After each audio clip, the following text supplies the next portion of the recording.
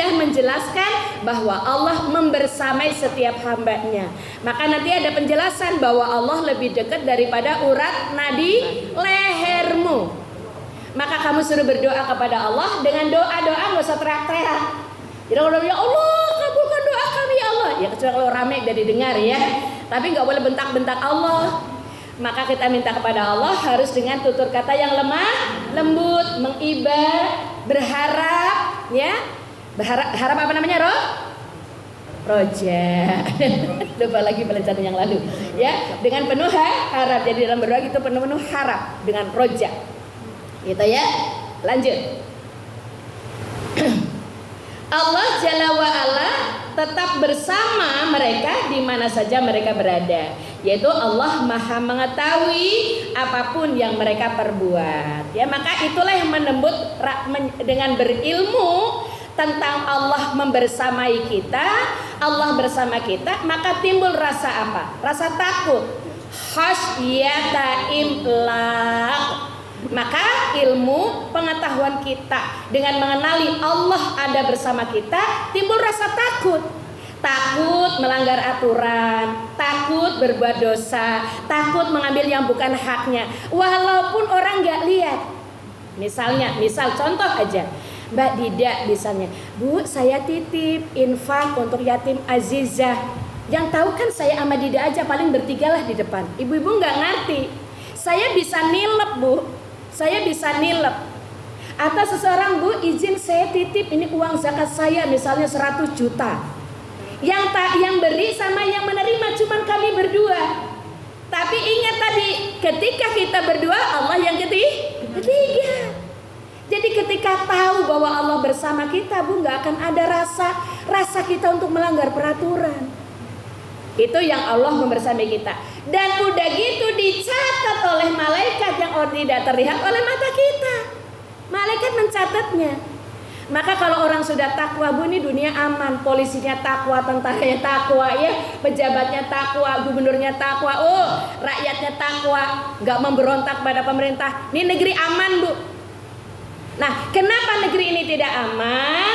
Karena belum belajar tauhid dengan benar. Nggak yakin kalau Allah membersamainya. Maka uang rakyat ditilep, bensinnya kemudian ditipu, ya kan? Diisi harusnya full tidak full. Banyak SPBU yang kemudian melakukan hal-hal seperti itu. Karena apa? Tidak yakin Allah membersamai kita. Kalau Allah membersamai kita, ibu akan bilang sama suami sejujur-jujurnya, nggak ada sedikit pun menipu. Ini kadang-kadang daripada itu, nanti kalau dia tahu aku nggak dikasih pula sama dia gitu ya. Jadi menipu suami, istri menipu suami, suami menipu istri, anak menipu orang tua menipu anak, ya. Jadi tipu-tipuan semuanya terjadi karena dia berilmu, ilmunya tidak menambah rasa takut kepada Allah dan tidak yakin Allah membersamai kita. Sampai sini paham ya, Bu, ya? Gimana kira-kira nih? Dengan tahu dalil nih, ketika kita berdua Allah ketiga, ketika kita bertiga Allah keempat, ketika kita berempat Allah yang kelima. Sejumlah kayak apapun banyaknya manusia, Allah bersama kita di situ.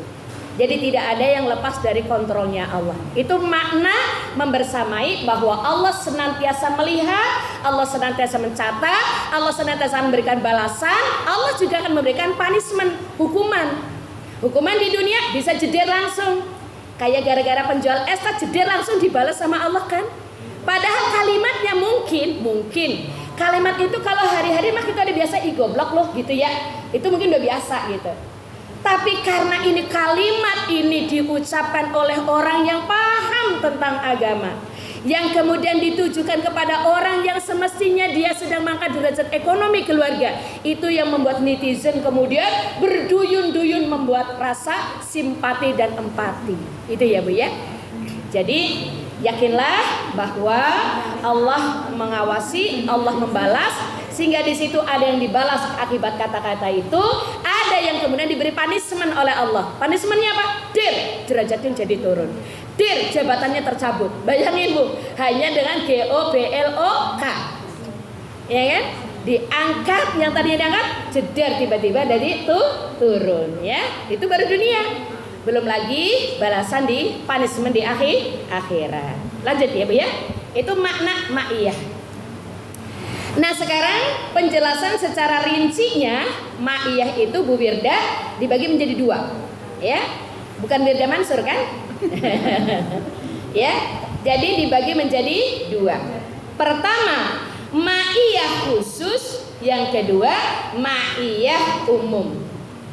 Ini karena dari sini Bu, dari kata ma'iyah nanti akan banyak lahir aliran-aliran tauhid. Jadi kalau tauhidnya nggak benar, rusak semua akidahnya Bu. Akidahnya nggak benar, maka rusak syariatnya.